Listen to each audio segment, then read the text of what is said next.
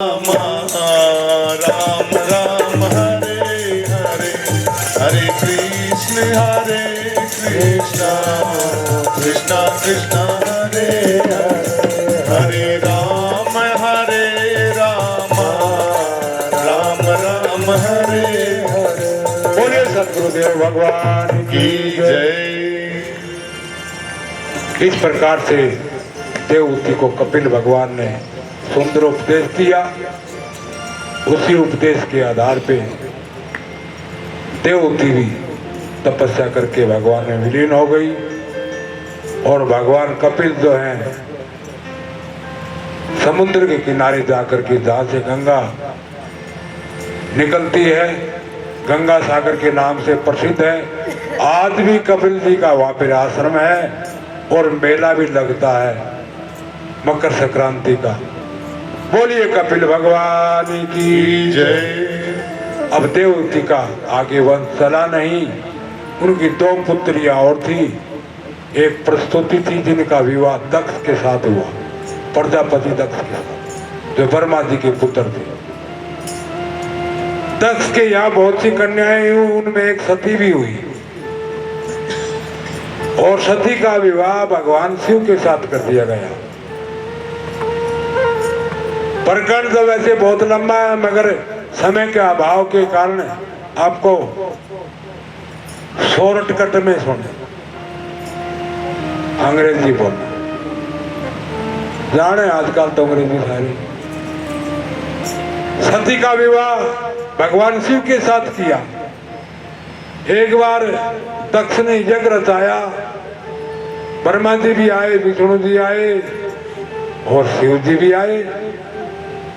तो दक्ष जब यज्ञ मंडप में आया तो सारे खड़े हो गए, ब्रह्मा जी नहीं खड़े हुए क्योंकि उनके पिता थे, विष्णु जी नहीं खड़े क्योंकि दादा थे। उनको देख करके भगवान शिव भी नहीं खड़े हुए, जबकि जमाई थे दक्ष के, वो पुत्री थी सती दक्ष की, और ना खड़े हुए था, नाप शनाप बकने लगा। दक्ष जो है गालियां निकालने लगा भगवान को।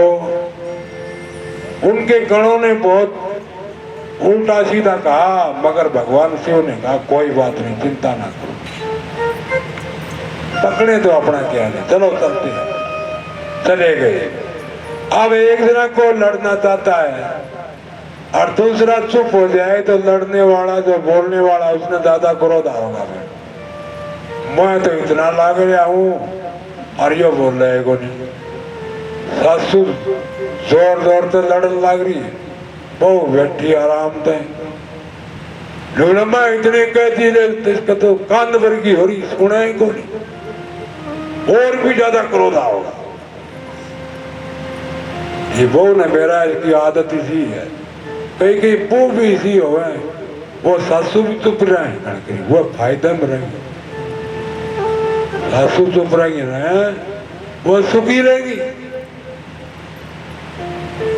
आगे प्रसंग आएगा, अपना बड़ा सुंदर प्रसंग है, वो समझाओ।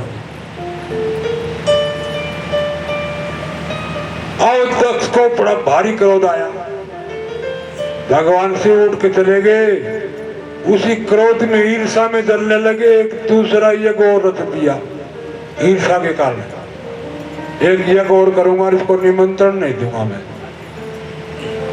ईर्षा के वशीभूत होकर के दूसरा यज्ञ रचा। भाव तो अच्छा है यज्ञ करना, मगर मन में कपट है। क्रिया तो अच्छी है, मगर मन में ये है कि मैं शिव का अपमान करूंगा बस।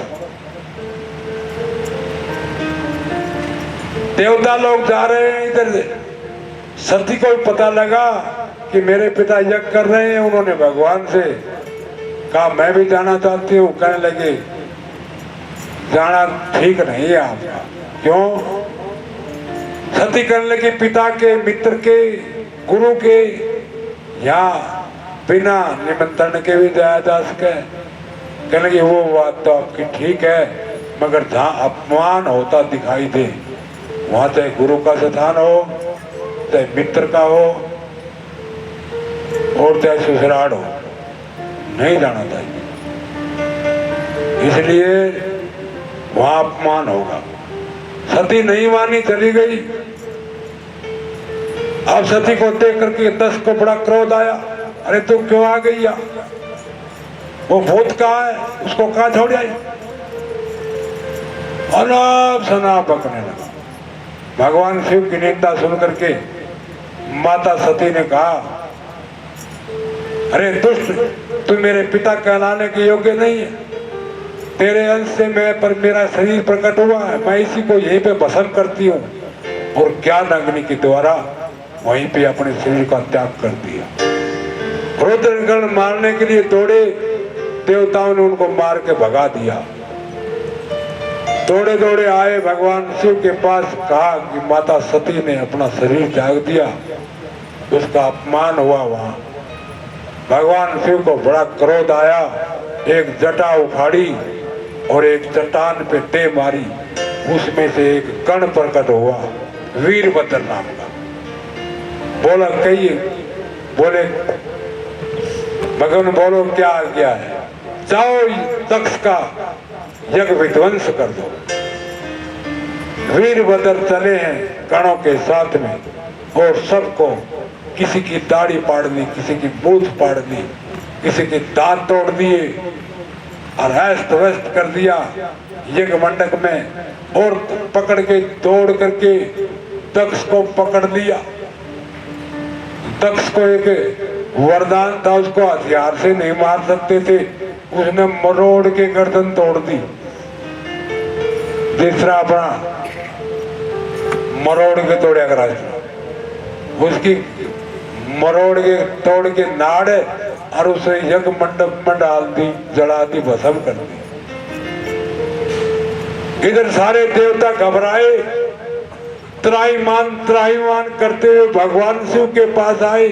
कहले क्या बात है? बात क्या है? आपके गण ने तो सब कुछ अस्त व्यस्त कर दिया और दक्ष की नाड़ भी जला दी। भगवान आप तो दयालु हैं, भोलेनाथ हैं, दया के सागर हैं, कृपा करो। अब भोले बाबा भोले क्यों है पता है? भाई कल क्या हुआ था हमें नहीं पता क्या हुआ था, आज की बात करो। वो भोला हुआ है, पीछे का बेरा ही कोई क्यों है? आज ताजा बताओ। वो हमेशा शांत रहेंगे, जो पीछे की रचना लगाया रखे वो दुखी रहता हमेशा। और जो हमेशा गई गई ने जान दे और रही रही न राख, नहीं थी आके रह रही है न, वो रही रही विदा की अगर न गई थी, गई गई के साथ 60 साल के हो गए और घर ने बतरी 20 साल और तो 60 गई ने उसने जान दे 20 ने राख ली। नहीं थी अब 20-60 के सिद्धि मिलके 80 में सपाचट हो जाएगा। जयराम जी कुछ नहीं बचा। अब इधर से देवताओं ने प्रार्थना की तो भगवान शंकर तो प्रसन्न हो गए। बोलो क्या चाहिए? महाराज वो यज्ञ पूरा करवा दो और दक्ष को जिंदा कर दो। तो सबको वहां गए हैं, तो किसी को मूछ लगाई नकली और किसी की लगा दी, किसी जानवर की, किसी का डांडी ला दी, उल्ट पुलट कर दिया। दक्ष ने और जिंदा करो, जाओ उत्तर दिशा में कोई जानवर हो या कोई भी मिल जाए उसका गर्दन ले आओ। वहां एक बकरा था, बकरे की गर्दन उतार लाए और दक्ष पर लगा दिया, जिंदा कर दिया। भगवान शिव खाली भगवान दयावान ही नहीं है, वैद्य भी है। आपके कोई बीमारी हो तो किसी को पुकारने की जरूरत नहीं है। आपके दिक्कत हो, संकट हो तो क्या करे? ओम त्र्यंबकम यजामहे सुगंधिम पुष्टिवर्धनम उर्वा रुकमेव बंधनान मृत्योर्मुक्षीयमामृतात्। ये भगवान शिव का मंत्र है, इसका जाप करें आप, आपका सारा का सारा रोग दूर हो जाएगा। बोलिए शंकर भगवान की जय हो। अब तक जिंदा हो गया और स्तुति करने लगा, बम बम बम बम बम बम।